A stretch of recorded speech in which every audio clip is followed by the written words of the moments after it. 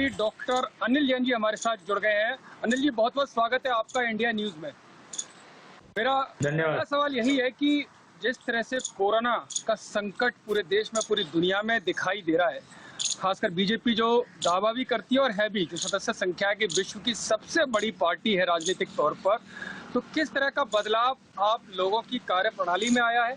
किस तरह से आप एक राजनीतिक पार्टी के नाते जनता की सेवा, जो दावा भी करते हैं कि आप लाखों लोगों तक खाना पहुंचा रहे हैं या हर तरह की हर संभव सहायता उनकी कर रहे हैं, तो किस तरह ये सब संभव हो पा रहा है इस दौर में? देखिए, जिस तरह से कोरोना की जो महामारी में देश के प्रधानमंत्री और हमारी पार्टी के, बल्कि देश के सर्वोच्च नेता नरेंद्र मोदी जी ने जिस प्रकार से फ्रंट फुट पर आकर 130 करोड़ भारतवासियों को एक साथ लेकर और संवेदनशीलता के साथ देश को एक सूत्र में बांधकर जो इस महामारी से लड़ने का जज्बा दिखाया है, इसके कारण चाहे वो 22 तारीख का मामला हो, जिस दिन जनता कर्फ्यू की बात हो, लॉकडाउन की घोषणा हो, चाहे दीप प्रज्वलन की बात हो, चाहे कोरोना वॉरियर्स को धन्यवाद की बात हो, सारे देश ने एक साथ एकजुट होकर देश के प्रधानमंत्री के सुर में सुर मिलाया है। और क्योंकि प्रधानमंत्री ने संवेदनशीलता के साथ इससे लड़ने का जो हमको सूत्र बताए देश को, उसको पार्टी के राष्ट्रीय अध्यक्ष माननीय जगत प्रकाश नड्डा जी ने हमको पहले दिन से 24 तारीख से ही भारतीय जनता पार्टी के कार्यकर्ताओं को काम के लिए प्रेरित किया।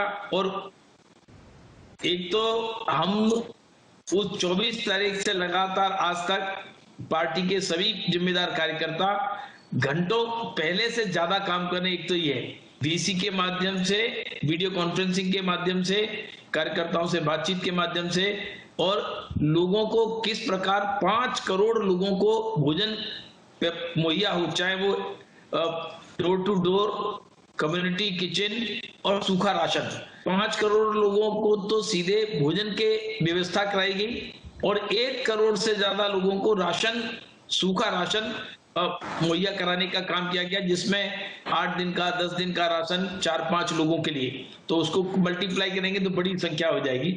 इस प्रकार से भारतीय जनता पार्टी के कार्यकर्ताओं ने पहला कार्यक्रम लिया, फीड द नीडी, जो जिसको आवश्यकता है उसको भोजन पहले कराएं ऐसे संकट के काल में। और समाज, बड़ी तादाद में समाज ने इसका समर्थन किया, समाज के लोग जुटे, एनजीओ जुटे, तमाम संस्थाएं जुटी, व्यापारिक संस्थाएं जुटी कि भारतीय जनता पार्टी ने जब आह्वान किया कार्यकर्ताओं ने घर घर जाकर किया, लेकिन बाकी इसके साथ साथ समाज जागृत हुआ, ये एक बहुत बड़ी बात।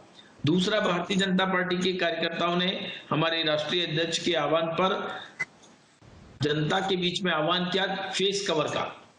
और फेस कवर, मैं पेशे से डॉक्टर हूं, आपको पता है, फेस कवर के बारे में मैं पहले दिन से कहता हूं, मैंने अपनी पार्टी में भी कहा कि फेस कवर जो प्रैक्टिकल है वो कॉटन का है। घर में सब लोग अपने घर में एक एक व्यक्ति के हिसाब से 2-2 फेस कवर ऐसे बनाएं। और कॉटन के फेस कवर की खास बात ये, आज आपने यूज किया, इसको शाम को धोकर सुखा लीजिए, अगले दिन प्रेस करके दोनों लेयर में प्रेस करके पहनेंगे तो ये प्रोटेक्टिव भी है और उपयोगी भी है और किफायती भी है और ये प्रैक्टिकल है। ऐसा मुहिम हमने पूरे देश भर में चलाया फेस कवर का। तो फेस कवर के इस मुहिम से मैं हरियाणा, छत्तीसगढ़, केंद्र की टीम और 20 उत्तर प्रदेश के जिलों को रोज बात करता हूं। तो आप करोड़ों लोगों ने ये मास्क बनाने का, फेस कवर बनाने का काम शुरू किया है और अपने अपने घर में सेल्फ हेल्प ग्रुप से, एनजीओ से, महिला मंडल से, कीर्तन मंडल से, घर की महिलाओं ने, मेरी पत्नी एक सेवालय नाम का एनजीओ चलाती है, सबसे पहला काम उन्होंने इसी से शुरू किया था और ये वहीं का बना फेस कवर है। ये 2 लेयर का होता है, तो ये बिल्कुल सेफ है। ऐसे तमाम कपड़े, वेस्ट कपड़े, बेडशीट है, उनको धोकर उनसे बनाए 2 लेयर है, इनके फेस कवर बनाए, एक ये है, एक लेयर, 2 लेयर का ये फेस कवर का काम हमने शुरू किया। तीसरा बड़ा काम, पार्टी के आह्वान पर हमने ये आरोग्य सेतु डाउनलोड कराने का, क्योंकि आरोग्य सेतु दुनिया में सबसे तेजी से डाउनलोड होने वाला ऐप बना है दुनिया में और 7 दिन के अंदर 5 करोड़ से ज्यादा के डाउनलोड हो गया था। आज भी मैं आप सबसे भी निवेदन करता हूं, आपके चैनल से भी निवेदन करता हूं कि आप लोग भी इसकी खूब पब्लिसिटी करके 30 करोड़ लोगों का अगर ये डाउनलोड हो गया तो एक बड़ा काम देश के स्वास्थ्य के लिए लंबे समय तक हम कर पाएंगे। स्वास्थ्य की दृष्टि से कोरोना की अलर्ट तो आएगी, हमारा स्वास्थ्य सिस्टम भी ठीक हो सकेगा। इसलिए 30 करोड़ लोग जुड़ेंगे तो ये बहुत ज्यादा इफेक्टिव, वो आज भी इफेक्टिव है। इसलिए ये बड़ा काम किया कोरोना, ये बड़ा काम किया है। डॉक्टर साहब, आप खुद मेडिकल फील्ड से जुड़े रहे हैं, तो ऐसे में अगर व्यक्तिगत तौर पर जाने तो किस तरह फायदा आपकी पार्टी को आपके इस फील्ड से जुड़े होने का मिल रहा है? नहीं, देखिए ऐसा ना कि इस समय अवेयरनेस, जागृति, इसका फायदा है। मैं मेडिकल डॉक्टर हूं, इसके कारण से जो मेडिकल की जानकारी है वो अब सब जगह उतनी ही है, सबको बराबर जानकारी है। मैं मेडिकल से जुड़ा हूं तो मेरी सेंसिटिविटी टुवर्ड्स मेडिकल थिंग्स ज्यादा है, बस इतना ही अंतर है। बाकी सब जितना आपको जानकारी है उतनी मुझे जानकारी है। जैसे अब हमने चौथा कार्यक्रम चलाया था, थैंक्स टू कोरोना वॉरियर्स। आप समझिए, मैंने मंत्रियों को कहा और उन्होंने लोगों के घर में फोन किए, सफाई कर्मचारियों के, डॉक्टर्स के, नर्सेस के, पुलिस वालों के, तो उनको जो काम में लगेंगे बेचारे, लेकिन वो उनका जज्बा बढ़ा है, उनको संवेदनशीलता जुड़ी है कि देश हमारे इस काम को अहमियत दे रहा है, प्रधानमंत्री इस काम को अहमियत दे रहे हैं, प्रधानमंत्री ने आह्वान किया है। तो ये बहुत बड़ी एक पॉजिटिव एस्पेक्ट है कि जनता ने इस बात को लिया है।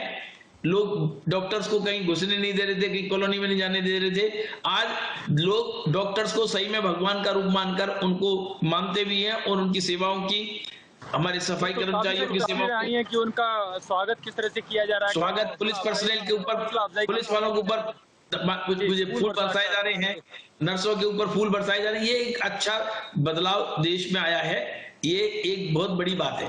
प्रधानमंत्री ने हालांकि सप्तपदी की बात कही थी, उनमें से 4 पॉइंट जो मैंने बताए, इनके अलावा उन्होंने आह्वान किया था कि देश के कोई भी गरीब, असहाय ऐसा व्यक्ति छूटे नहीं जो भूखा रह जाए। प्रधानमंत्री जी ने कहा था कि कोई बुजुर्ग और बीमार, इनकी दवाई आदि की व्यवस्था ठीक प्रकार से हो जाए। 5वीं बात, सबसे निवेदन किया था कि भाई नौकरियों में जिनके यहाँ लोग हैं वो अपनी नौकरियों से ना निकालें, संकट का समय है, मिल बांटकर इस काम को करें और नौकरियों से लोगों को ना निकालें। और 7वीं बात, एक सवाल और यहाँ पर उठता है कि आप जो असहाय लोगों की बात कर रहे हो, जरूरतमंदों की लोगों की बात कर रहे हो, आपकी पार्टी खुद करोड़ों लोगों तक खाना पहुंचाने का काम कर रही है, लेकिन काफी जगह अभी भी दिक्कतें आती हैं कि उनके पास कागज नहीं है, जो डॉक्यूमेंट्स होने चाहिए, राशन जिस तरह से पहुंचना चाहिए वो नहीं पहुंच पा रहा है। हालांकि कई राज्य सरकारों ने ये ऑर्डर भी जारी किए हैं कि जिनके पास कागज नहीं है वहां तक भी राशन पहुंचाएंगे, लेकिन लगता नहीं, जो आप पहले से जो डिमांड चली आ रही थी कि कागज दिखाना बहुत जरूरी है, डॉक्यूमेंट्स होना बहुत जरूरी है, एक माहौल भी बना था कि डॉक्यूमेंट्स नहीं दिखाएंगे, तो लगता है कि वो मुहिम सच में अगर पूरी हो जाती तो आज उसका फायदा गरीब आदमी को मिल रहा होता, जो आप लोगों की डिमांड थी कि कागज जरूर दिखाने चाहिए। निश्चित रूप से इसका फायदा होता है, लेकिन इस समय जिनके पास कागज नहीं है, जिनके पास राशन कार्ड नहीं है, प्रधानमंत्री जी ने सबके लिए जो 5 किलो राशन की अलग से सरकारें जो दे रही राशन कार्ड, बगैर राशन कार्ड, जैसे उत्तर प्रदेश ने यूनिवर्सल राशन स्कीम चलाई, जो भी होगा सबको देंगे।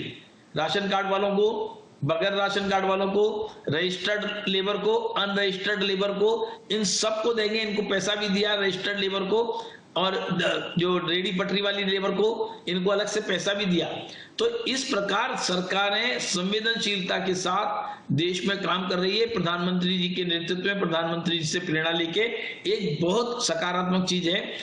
अगर इनके सबके पास अपनी व्यवस्था के अनुसार राशन कार्ड या आधार कार्ड रहता है तो निश्चित रूप से सरकारी एजेंसीज को बांटने में, इनके पास सहूलियतें पहुंचाने में सुविधा रहती, पहले से होती तो और ज्यादा सहूलियत होती, इनको भी सुविधा होती, इनके पास बिल्कुल सहायता पहुंच पाती, लोगों को भी सुविधा होती है और सरकार को भी। लेकिन अभी इस समय तो जो है उसको सुविधा पहुंचाने का काम सरकारें कर रही हैं।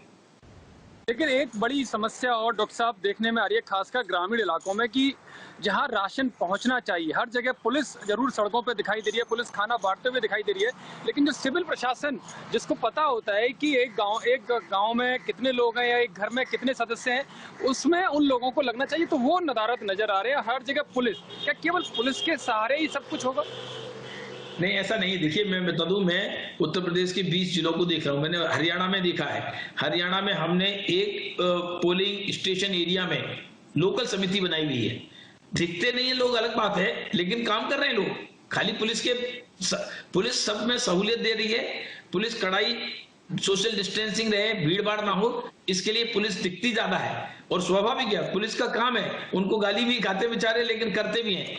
बाकी जो डिस्ट्रीब्यूशन का काम है, राशन के डिस्ट्रीब्यूशन का काम प्रॉपर हो रहा है, राशन दुकानों से हो रहा है। मैंने एक एक जिले के 20 जिले जो मेरे पास है उत्तर प्रदेश के और हरियाणा के, मैं इनमें सब जिलों की जानकारी मैंने स्वयं ली है व्यक्तिगत रूप से। तो सब जगह जिन लोगों के राशन है उनको राशन मिल रहा है। 15 तारीख से 5 किलो राशन एक्स्ट्रा मिला, प्रधानमंत्री जी ने जो 81 करोड़ लोगों के लिए राशन की व्यवस्था की उसमें उनको मिला। इस प्रकार से राशन सबको मिल रहा है। हमने 3 जगह राशन की दुकान, क्रय केंद्र और बैंक्स, तीनों जगह हमने अपने वॉलंटियर्स भी लगाए जिससे सोशल डिस्टेंसिंग, खाली पुलिस नहीं तो वॉलंटियर भी लगाए जिससे सोशल डिस्टेंसिंग मेंटेन हो जाए, भीड़ ना हो।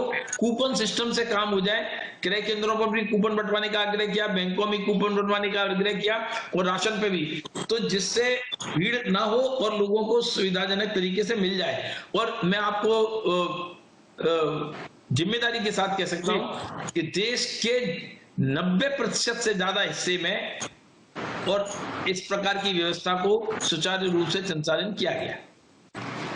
जो आज डॉक्टर साहब कोरोना को लेकर हालात पूरे देश भर में बने हुए हैं, माना यह जा रहा था कि ये हालात कंट्रोल किए जा सकते थे, पहले ही सारी स्थिति काबू में आ सकती थी, लेकिन जमात वाला जो जमातियों की वजह से सिचुएशन पैदा हुई, जो कंट्रोल जो सिचुएशन थी वो अनकंट्रोल हुई। इसमें एक बड़ा कारण मोहम्मद साद जैसे लोग हैं, अगर इनको पहले ही कंट्रोल में ले लिया जाता है या जमातियों के बारे में जैसे ही खबर मिली अगर वो पहले ही काबू किए जा सकते तो शायद स्थिति आज कुछ और होती। ये बात तो सही है कि इनके कारण से समस्या बढ़ी है, चाहे मुंबई का मामला हो, चाहे उत्तर प्रदेश का मामला हो, चाहे मेरे हरियाणा का मामला हो, सब जगह ये तबलीगी जमात के लोगों ने ये एक तरह से अनभिज्ञता में, मूर्खता में और कई जगह कट्टरपन में इन्होंने अपना नुकसान किया, देश का नुकसान किया है। अब जो भी है, ये मौलाना साद जैसे लोग अभी भी इस चीज के लिए अगर सामने आकर अपनी पहचान कराएं और तबलीगी जमात के सब लोग जहां भी जो जो गए ऐसे जुड़े हैं वो लोग पहचान कराएं तो, और पहले करा लेते तो कम से कम इतना नहीं फैलता जितना फैला है, और इन्होंने फैलाने में बहुत बड़ा रोल किया है। लेकिन मान रहे हो कि इनकी कट्टरपन, इनकी वजह से जो कट्टरपन है वो आड़े आ गया और ये कोरोना फैल गया? नहीं, खाली कट्टरपन नहीं। देखिए यतीन्द्र जी, मैं स्पष्ट बताऊं, कुछ अनभिज्ञता, कुछ बगैर जानकारी, कुछ कट्टरपन और कुछ भेड़ चाल है इसके कारण, और कुछ डर भी है कि हम डिटेक्ट हो गए तो हम क्वारंटाइन में चले जाएंगे, हम डिटेक्ट हो गए तो हम अस्पताल में चले जाएंगे। ये नहीं कि उनका ही भला होता है इससे, ये उनको समझ में नहीं आया।